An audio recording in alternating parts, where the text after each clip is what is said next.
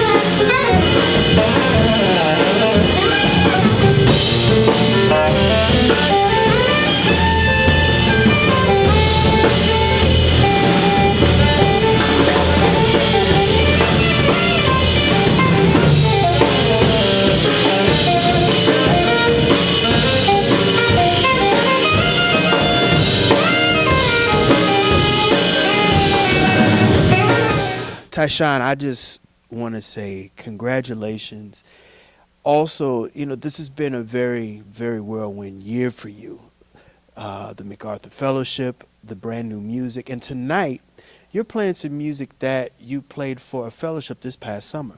That's right. This was composed during my residency in Captiva, Florida, which was recent at the Robert Rauschenberg residency, where I spent about 5.5 to 6 weeks working on lots of different music. One is a string quartet that I've worked on, and another piece is what I'm actually finishing up for viola, vibraphone, and piano, and it's this sextet music that we're about to perform here at the kitchen. So basically 3 big pieces of music was what I worked on during my entire time there. I've done a lot of these pieces, and I've interviewed a lot of musicians, but this piece we're going to focus a lot on the composing side of this. And what has really brought the world to your attention is the fact that you've written music outside of the box, outside of the musical genres. That's right. And I've never thought of myself as subscribing to any one particular genre, even the genre with which I most identify. I couldn't get that on my mouth. Yeah, I mean, I just write whatever I think sounds good to me at the moment, and but I also do a lot of analysis and a lot of reflective analysis and see what works and what doesn't work and that kind of thing. So it's a very rigorous process of composition, no matter what idiom or what so-called genre the work would fit in or in anything. I always try to make the work as personal as I am, and also do something that's earnest and honest in whatever I do it. It's not about trying to be a particular kind of musician or a particular kind of composer. I like to think of myself as free from any kind of sort of stylistic senses of belonging, I might say. You know what I mean? Like I don't feel like I belong anywhere, and I think that's great. To not have to belong to any one particular place. Because that's not what my work really deals with. And in fact, a lot of my work that I do is sort of an extension of my life experiences as a musician, appreciating a lot of different kinds of music. You know what I mean? And so it pretty much all comes from that. I look at musicians like yourself. I have to put you in a class like maybe Prince. Oh no. No. And here's the reason. And you're laughing, but here's the reason why I say that. Prince is one of my favorite artists, like of any generation. It's an honor for me, but at the same time, that's very huge shoes to fill, I think. but tell me how you think of that. And there's an album I want you to go get. It's right. The brand new album that the estate just put out. It's called Prince and Piano. And you hear the raw concepts of the music before he actually put Purple Rain together.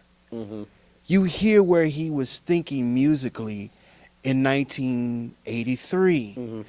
And I say Prince because Prince was the complete conceptualist, meaning that he could score, he could write, he was a multi-instrumentalist, sure. Yeah. and he was not afraid to leave R&B and funk and go do rock. Right, exactly, and that's where my influence from Prince largely stems. I mean, it's from his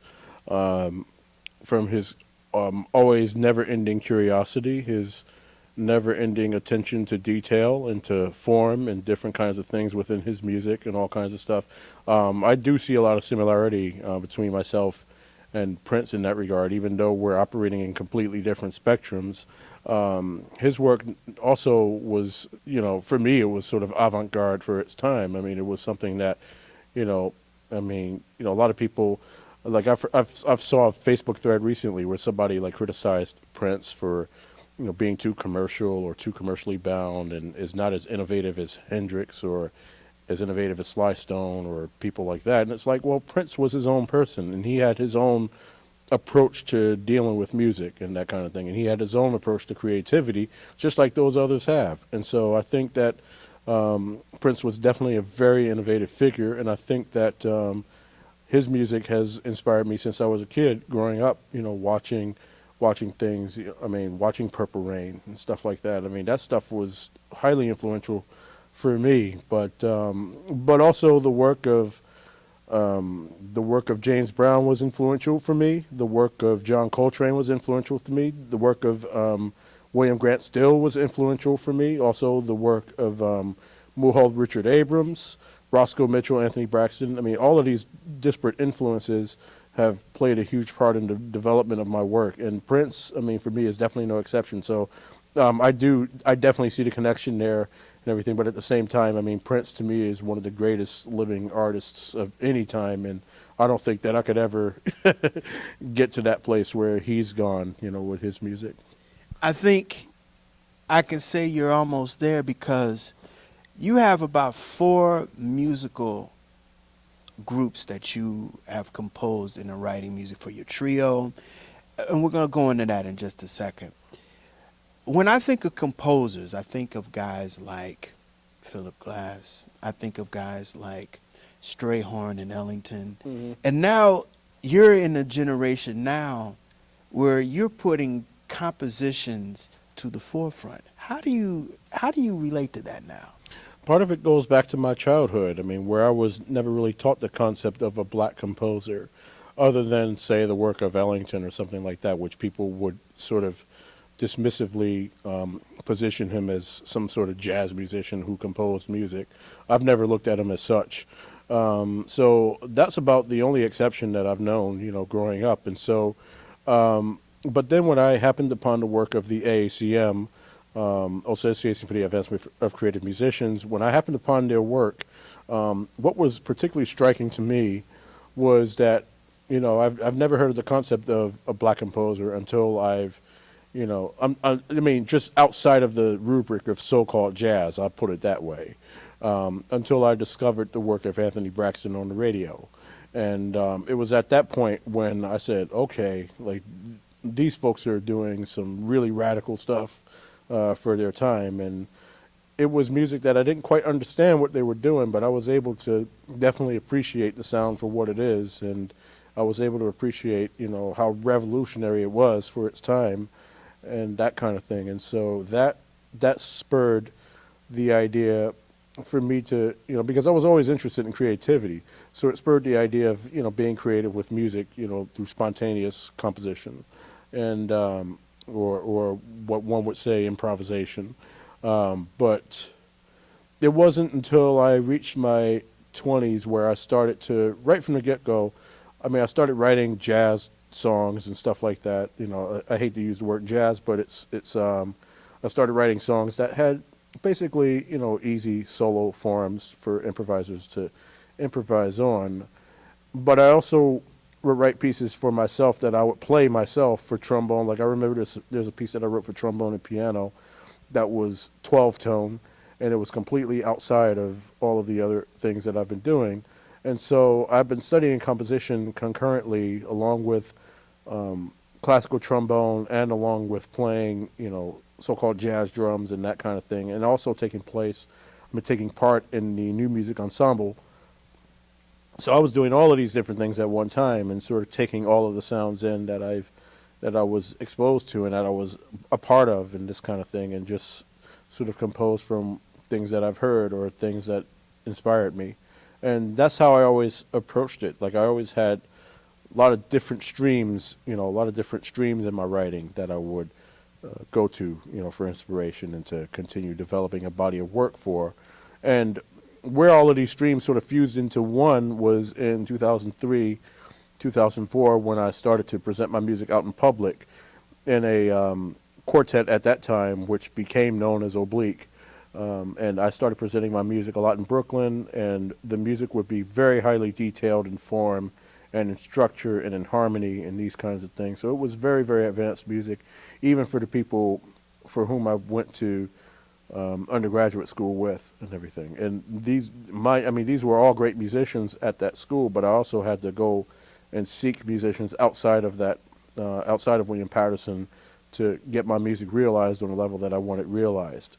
So then for a while it was composing all of these different kinds of streams of music, and then it was composing for this one group. And then after that, by the time you get to 2007, I thought of the idea of writing pieces that were not necessarily quote unquote jazz club friendly, and it wasn't the conscious decision where, oh, well, I'm just going to write some some non-jazz club friendly music. It wasn't a decision that I made right there. And it was just something that inspired me to continue to expand my vocabulary, to expand my composition vocabulary and my musical vocabulary, because I felt that musically I felt limited by some of the other things I was doing. And mind you, I'm not saying that the other contexts that I was performing in were limiting to me, but at the same time I wanted to do something else outside of that.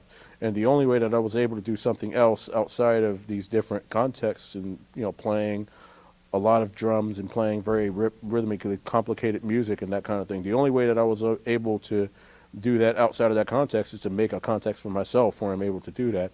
And so after a while, I started becoming interested in all of these other things that I don't get to do whenever I'm performing in other groups. And so it sort of led to this growth of musical performance vocabulary that I've developed. And I guess it wasn't until a little bit later where I started writing for concert musicians, the International Contemporary Ensemble being a major force behind that. I mean, they took the time out to believe in my work. They considered my working with them. They wanted to work with me and everything, and we've developed a really great relationship over the past decade now. And it's been amazing getting them to perform some of my music and write pieces that are specifically for them, and challenge myself to write for contexts that normally I don't write for.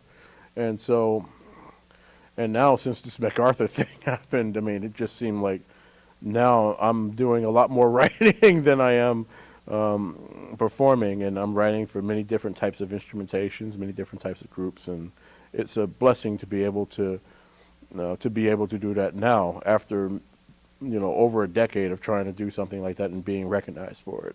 So I'm glad to see that it's finally starting to happen on a broader scale.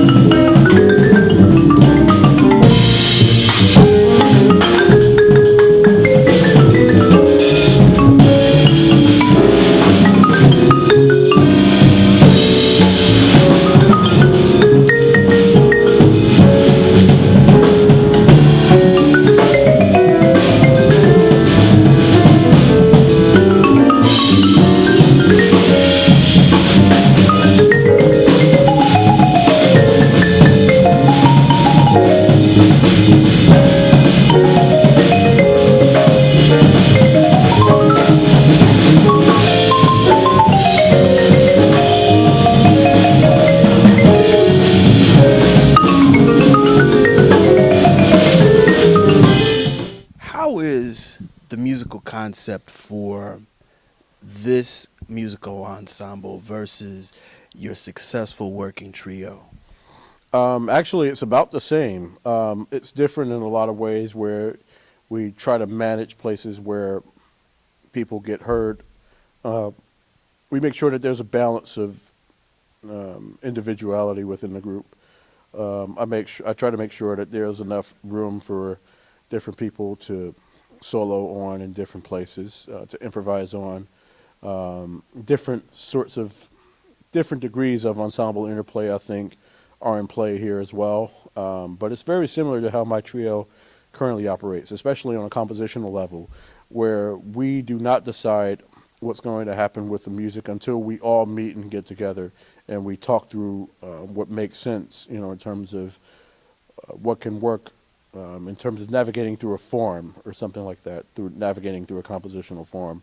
So we talk about all of these things, my trio and I, we talk about all of these things prior to a given concert. And we come up with this large sort of macro form that we play. And usually in a trio, we only perform one set of music, one continuous set of music. The sextet is the same way. We'll perform one continuous set of music. It's going to be either, it's going to be either 2 hours or a little bit above that.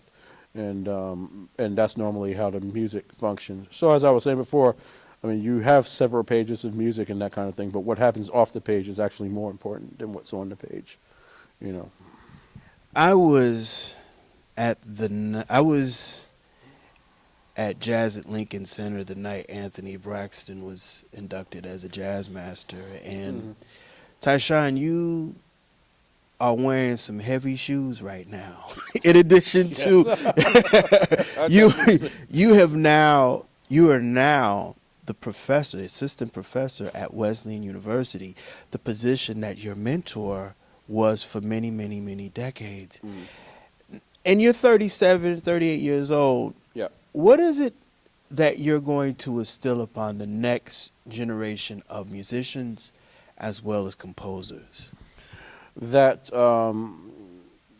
whoever is interested in composition and creating any kind of music, whoever is interested in creativity, like Braxton himself would often say to me, think the highest thought that you can think of and run with it, explore it to your fullest extent, explore it to your fullest ability, to its fullest potential, and believe in your work 100%.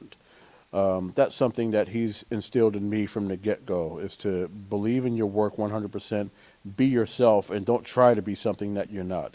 If you are somebody who happens to be interested in all kinds of different kinds of composition, then great. You should explore your compositional model.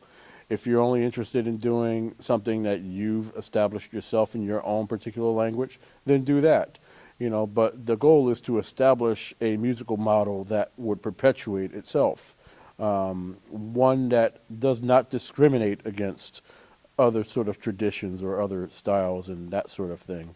The goal is for the composer to be open-minded, the musician-composer to be open-minded to many different possibilities. And there is no one way of exploring composition, and there is no one way of exploring performance or anything. And I think that we all should be open to what each person has to offer. Even if we necessarily don't agree with it, I still think that people, because the only way we can get dialogue going is to, try to at least get an understanding of where some of our colleagues come from and that kind of thing. I mean, even though people have different interests, it's still a good thing to kind of understand what those interests are, and they may inspire you to do other things, or it may not. But it's always good to be open-minded and open-eared, I would say, towards anything everybody else is doing. But also at the same time, stick to your guns with whatever it is you're trying to do in your own music, and that's going to carry you far, and you're going to feel a lot better as a person that way, rather than trying to be something that you're not. Tyshawn, what I really admired about Anthony, him and guys like Cecil Taylor and Ornette Coleman, they didn't care about going against the grain. Their musical concept and their musical pedigree was outside of the box. Hmm. Definitely, I would say so, and I think we're at a point now where that's sort of accepted, but also at the same time, in certain musical communities, that is not accepted, particularly when African Americans decide to go outside of their quote unquote their box where they're supposed to belong and that kind of thing.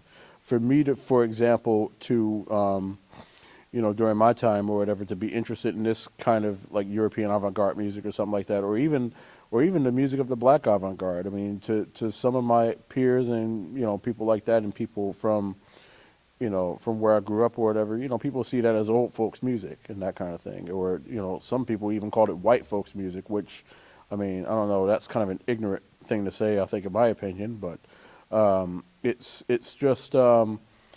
I've always been the type of person who went against the grain myself, on a social level. I've never subscribed to any kind of peer pressure. I never felt that I was necessarily supposed to do anything that reflected my ethnicity or anything.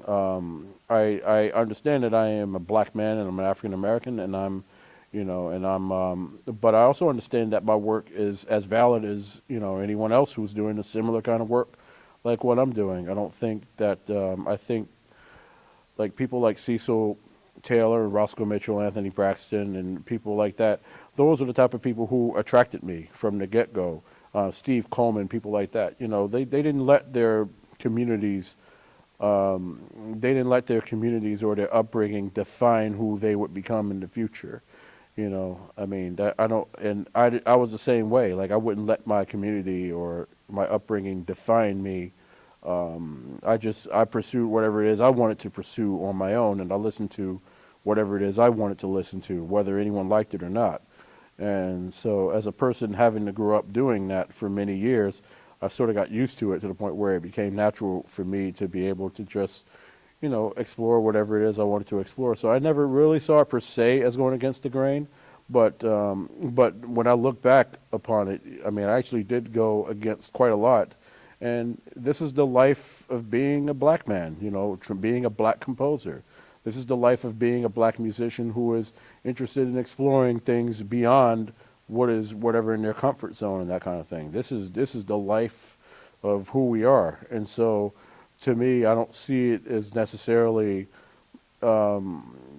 different, from what anyone else has done, in any other black musician who's inspired me, or any black writer or black poet or anybody like that who's inspired my work.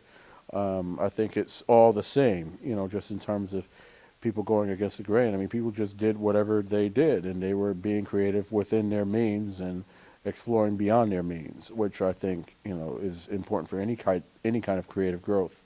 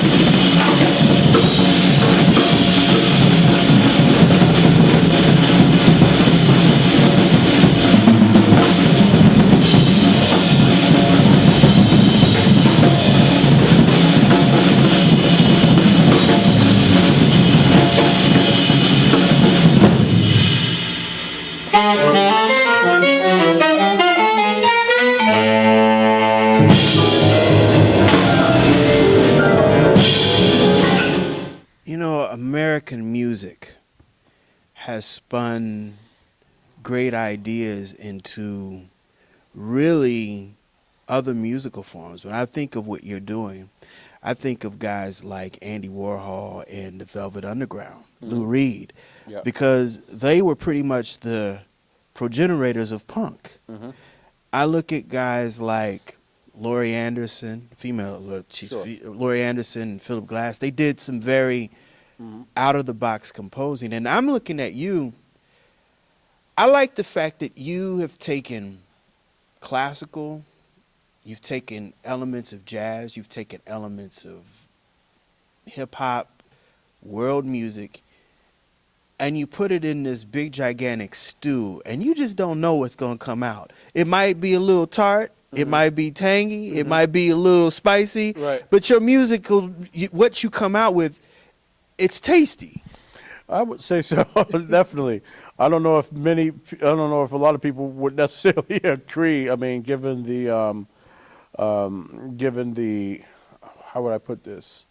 The amount of rejection that I sometimes get from people in the audience and that kind of thing. But I don't really pay much attention to that. I mean, I can just go on and, just do whatever comes to me and whatever inspires me and that kind of thing. So, I mean, definitely my music can rub some people the wrong way and can hit some wrong nerves and that kind of thing. And that's okay because, there's a lot of other music out there whose nerves won't, who that wouldn't bother anybody, and that's totally fine. So you just got to be rational about these things and, continue to forge ahead. And as I've been doing for the last 15 years or so that I've been actively doing this kind of work. And it's, it's a blessing to be alive to continue to do this. So I'm very thankful for that. And, and like I said, it's just an honor to be on earth and to be inspired by a lot of these different people who we talked about, and to continue to,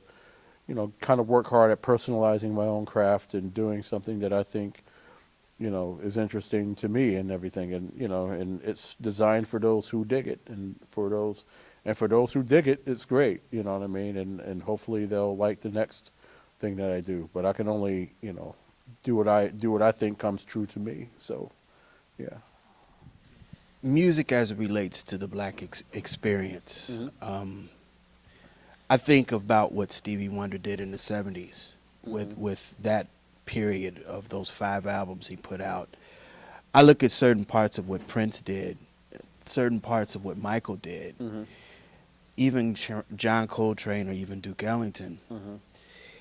I have to ask you a question. Some of the music that you've composed has been about relevant social issues. And The Cycles of My Being, which was performed at Carnegie Hall, Lawrence Brownlee and Terrence Hayes, you collaborated with. How important is it now that people of color continue to talk about the issues that are resonating in the times that we're living in? These are absolutely necessary conversations that I think need to be happening, not only in the form of music, but also we need to bring back open mic poetry sessions. We need to bring those back where poets and different kinds of artists engage in this kind of social conversation. So there needs to be more of that.